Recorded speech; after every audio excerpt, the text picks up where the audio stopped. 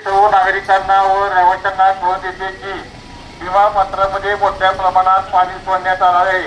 निरा व उद्योगातून पाणलोट क्षेत्रामधून भरपूर प्रमाणात पाऊस झाल्या कारणाने नदीपात्रात पाणी सोडण्यात आलेले आहे. की नागरिकांनी स्थलांतर सोडलेल्या जागेवरच आपण स्थलांतर करावे असे आवाहन पंढरपूर नगर परिषद प्रशासनाच्या वतीने करण्यात येत आहे. नागरिकांनी सहकार्य करावा असे आवाहन पंढरपूर नगर परिषद व प्रशासनाच्या वतीने करण्यात येत आहे.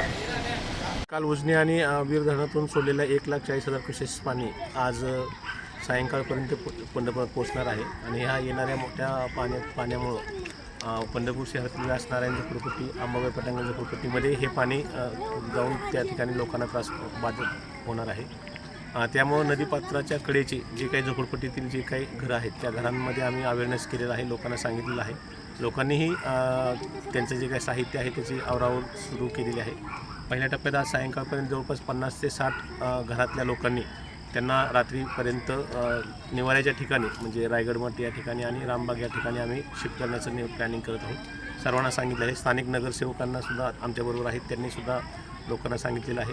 जे काही लागणारे जे काही साहित्य आहे, ट्रॅक्टर्स वगैरे इतर जे काही वाहनं आहेत ते सुद्धा इथं उपलब्ध केलेले आहेत. अग्निशमन विभाग आणि अतिक्रमण विभागामार्फत इथं पूर्ण वेळ नागरिकांना या पाण्याच्या पातळीवरती लक्ष ठेवून त्यांना आम्ही मदत करतो आहे. त्या ठिकाणी पूर्ण निवाऱ्याची सोय नगर परिषदेच्या वतीनं आणि मंदिर समितीच्या वतीनं केल्याचं नियोजन केलेलं आहे.